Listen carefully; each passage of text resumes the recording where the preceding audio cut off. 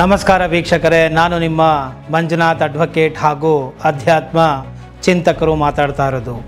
ಈ ಒಂದು ಮಂಜುನಾಥ್ ಅಡ್ವೊಕೇಟ್ ಎಂಬುವಂತಹ ಕಾನೂನಿನ ಚಾನಲನ್ನು ಮತ್ತೆ ಈಗ ನೂತನವಾಗಿ ಜನರಿಗೆ ನ್ಯಾಯ, ನೀತಿ, ಧರ್ಮ ಇವುಗಳ ಪರಿಚಯ ಮಾಡಬೇಕು ಅಂತ ಹೇಳಿ ಈ ಒಂದು ಅಂತರ್ಯಾಮಿ ಸ್ಪಿರಿಚುಯಲ್ ಎಂಬುವಂತಹ ಹೊಸ ಚಾನಲನ್ನು ಓಪನ್ ಮಾಡಿದ್ದೇನೆ. ಇದರ ಮುಖಾಂತರ ಆಧ್ಯಾತ್ಮಿಕ ವಿಚಾರಗಳನ್ನು ನೀಡ್ತಾ ಬರ್ತೇನೆ.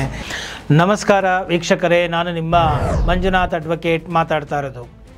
ಈ ವಿಡಿಯೋದಲ್ಲಿ ಇತ್ತೀಚೆಗೆ ಈ ಒಂದು FIRಗಳು ಸುಖಾಸುಮ್ಮನೆ ಆಗ್ತಾ ಇದೆ ಹಾಗೂ ಈ ಒಂದು FIR ಎಂಬ ಹೆಸರಿನಲ್ಲಿ ಅಮಾಯಕರ ಒಂದು ಸುಲಿಗೆ ಆಗ್ತಾ ಇದೆ ಹಾಗೂ ಅವರಿಗೆ ಕಿರಿಕಿರಿ ಆಗ್ತಾ ಇದೆ, ತೊಂದರೆ ಆಗ್ತಾ ಇದೆ ಎಂಬುದು ಮೇಲಧಿಕಾರಿಗಳ ಗಮನಕ್ಕೆ ಬಂದಿದೆ. ಹಾಗೂ ಆ ಒಂದು ವಿಚಾರವನ್ನು ಮುಂದಿಟ್ಟುಕೊಂಡು ಈ ಒಂದು DGP ಆದಂತಹ ಒಂದು ಡಾಕ್ಟರ್ MA ಸಲೀಂ ಎಂಬುವವರು ಒಂದು 4 ಸೆಕ್ಷನ್ಗಳು ಅಂದರೆ 4 ಕೃತ್ಯಗಳನ್ನು ನೀವು FIRಲ್ಲಿ ಆ ಸೆಕ್ಷನ್ಗಳನ್ನು ಇನ್ಸರ್ಟ್ ಮಾಡಬೇಕಾದರೆ ಅದಕ್ಕಿಂತ ಮುನ್ನ ಮೇಲಧಿಕಾರಿಗಳ ಅನುಮತಿಯನ್ನು ಆ ಠಾಣೆಯ ಠಾಣಾಧಿಕಾರಿ ಪಡೆದು ಅವರು ಆ ಒಂದು ಸೆಕ್ಷನ್ನ FIRಲ್ಲಿ ದಾಖಲು ಮಾಡಬಹುದೇ ಹೊರತು ವಿನಾಕಾರಣ ದಾಖಲು ಮಾಡುವಂತಿಲ್ಲ ಎಂಬುವಂತಹ ಮಾಹಿತಿಯನ್ನು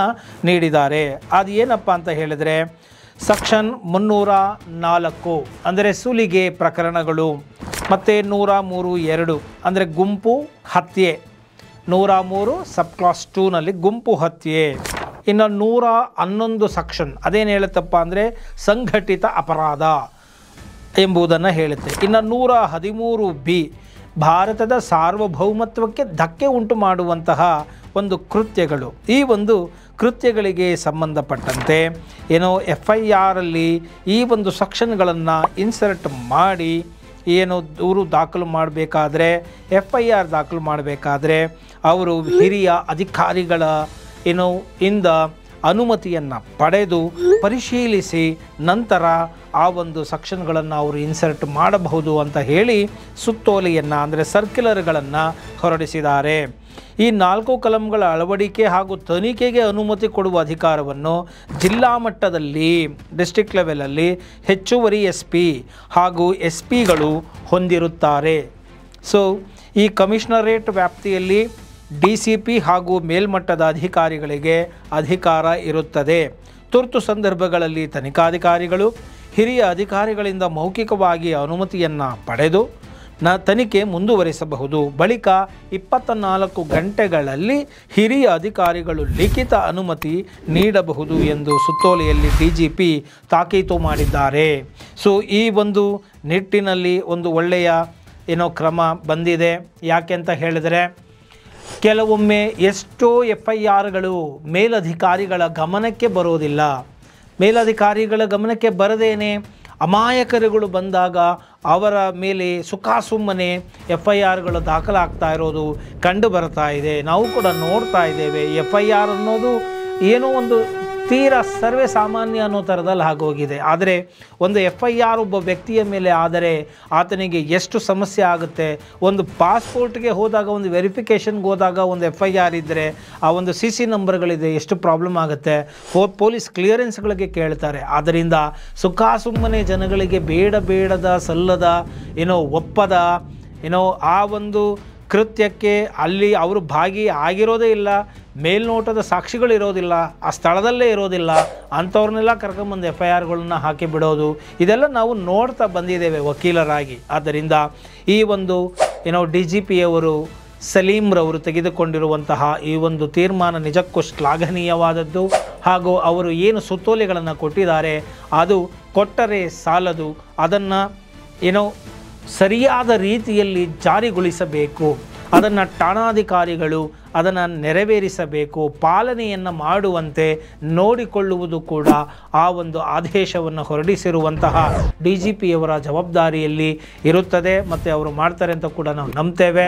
ಸೊ ಹೀಗೆ ವಿನಾಕಾರಣ FIRಗಳು ಆಗಬಾರದು. ಯಾಕಂದರೆ ಕೆಲವೊಮ್ಮೆ ನಾವು ನೋಡ್ತಾ ಇದ್ದೇವೆ, ಸುಪ್ರೀಂ ಕೋರ್ಟಿನಿಂದ ಆದೇಶಗಳಿದ್ದಾವೆ, ಗೈಡ್ಲೈನ್ಸ್ಗಳಿದ್ದಾವೆ, ಆದರೂ ಕೂಡ ಒಂದು ಫ್ಯಾಮಿಲಿ ಮ್ಯಾಟ್ರ್ಗಳಿಗೆ 498 ಮ್ಯಾಟ್ರ್ಗಳಿಗೆ ಅದಕ್ಕಿನ್ನೇನೋ ಒಂದು 2-3 ಸೆಕ್ಷನ್ಗಳನ್ನ ಸೇರಿಸ್ಬಿಟ್ಟು ಬಂದು ಕಂಪ್ಲೇಂಟ್ ಕೊಟ್ಟ ತಕ್ಷಣವೇ ಗಂಡನ ಮೇಲೆ FIRಗಳನ್ನು ಹಾಕಿ ಬಿಡ್ತಾ ಇದ್ದಾರೆ.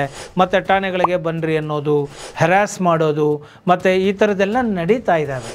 ಒಂದು 10 ರಿಂದ 15 ದಿವಸ ಕರೆಸಿ ಕೌನ್ಸಿಲಿಂಗ್ ಮಾಡಿ ಕೌನ್ಸಿಲಿಂಗ್ ಸೆಂಟರ್ಗಳಿಗೆ ಕಳಿಸ್ಕೊಟ್ಟು ಅಲ್ಲಿ ಸಾಂತ್ವನವನ್ನು ಹೇಳಿ ಅವರಿಗೆ ಒಂದು ಸಮಾಲೋಚನೆಯನ್ನು ನಡೆಸಿ ನಂತರ ಅದು ಸರಿ ಹೋಗಲಿಲ್ಲ ಅಂತ ಹೇಳಿದರೆ ಕೌಟುಂಬಿಕ ಕೋರ್ಟ್ಗಳಿಗೆ ಹೋಗಿ ಸುಮ್ಮನೆ ವಿನಾಕಾರಣ ಬೇಡದ ಒಂದು ವ್ಯಾಜ್ಯಗಳನ್ನು ಮಾಡಿಕೊಂಡು ಆರೋಪಗಳನ್ನು ಮಾಡಿಕೊಂಡು ಹೋಗಬೇಡಿ ಅಂತ ಹೇಳಿ ಒಂದು ಸಮಾಲೋಚನೆ ಮಾಡಿ ಸಲಹೆಯನ್ನು ಕೊಟ್ಟು ಕೆಲವು ಠಾಣೆಗಳಲ್ಲಿ ನಡೀತಾ ಇದೆ, ಕೆಲವು ಠಾಣೆಗಳಲ್ಲಂತೂ ಇಲ್ಲವೇ ಇಲ್ಲ. ಅದರಲ್ಲಿಯೂ ಕೂಡ ವ್ಯಕ್ತಿಗಳಿಗೆ ಸಂಬಂಧಪಟ್ಟಂತೆ ಅವರವರ ಗೌರವಗಳಿಗೆ ಸಂಬಂಧಪಟ್ಟಂತೆ ಸ್ಥಾನಮಾನಗಳಿಗೆ ಸಂಬಂಧಪಟ್ಟಂತೆ ಅವರವರ ಫೇಸ್ ವ್ಯಾಲ್ಯೂಗಳಿಗೆ ಸಂಬಂಧಪಟ್ಟಂತೆ ಕುರುಡು ಕಾಂಚನ ಕುಣಿಯತಲಿತ್ತು ಕಾಲಿಗೆ ಬಿದ್ದವರ ತುಳಿಯಲಿತ್ತು ಅಂತಂದಾಗೆ ದುಡ್ಡುಗಳು ಕೂಡ ಮಾತಾಡ್ತಾ ಇದೆ. ಸೊ ಇದು ನಿಲ್ಲಬೇಕು. ಇದು ಎಲ್ಲ ಠಾಣೆಗಳಲ್ಲಿಯೂ ಪಾರದರ್ಶಕವಾದಂತಹ ಒಂದು ಕೆಲಸ ಆಗಬೇಕು. ಮತ್ತು ಕೋರ್ಟ್ ನ್ಯಾಯಾಲಯ ಕೊಟ್ಟಿರ್ತಕ್ಕಂತಹ ಒಂದು ಗೈಡ್ಲೈನ್ಸ್ಗಳು ಮಾರ್ಗಸೂಚಿಗಳು ಏನಿದೆ ಅದೆಲ್ಲವೂ ಕೂಡ ಸ್ಟ್ರಿಕ್ಟಾಗಿ ಫಾಲೋ ಆಗಬೇಕು.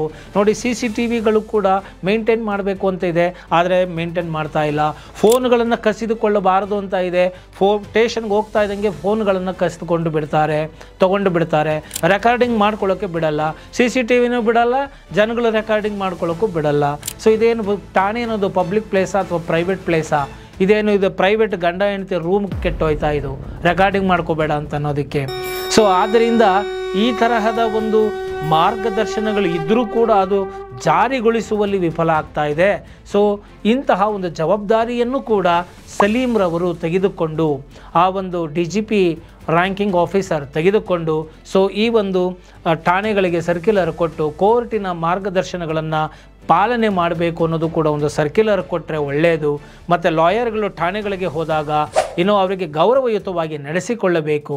ಅವರು ಕಾನೂನನ್ನು ಹೇಳೋದಕ್ಕೆ ಹೋಗ್ತಾರೆ, ಕ್ಲೈಂಟನ್ನು ರಕ್ಷಣೆ ಮಾಡೋಕ್ಕೆ ಹೋಗ್ತಾರೆ, ಅವರನ್ನು ಗೌರವಯುತವಾಗಿ ನಡೆಸ್ಕೊಳ್ಬೇಕು ಅನ್ನೋದು ಕೂಡ ಇರಬೇಕು. ಸರ್ಕ್ಯುಲರಲ್ಲಿ ಇದೆ ಮಾಡಿ ಅಂತ ಕೋರ್ಟ್ ಕೂಡ ಡೈರೆಕ್ಷನ್ ಕೊಟ್ಟಿದೆ. They are judicial officers, you have to respect them whenever they have visited to the station.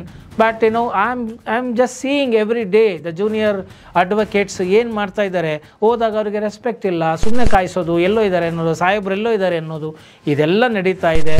ಇದು ಯಾವುದು ಕೂಡ ಆಗದೆ ಇರೋ ರೀತಿಯಲ್ಲಿ ನಡ್ಕೊಳ್ಬೇಕು. ಇನ್ನು ಒಳ್ಳೊಳ್ಳೆ ಈ ತರಹದ ಸರ್ಕ್ಯುಲರ್ಗಳು ಬರಲಿ. ಸಲೀಮ್ರವರ ಒಂದು ಕೆಲಸ ನಿಜಕ್ಕೂ ಶ್ಲಾಘನೀಯ.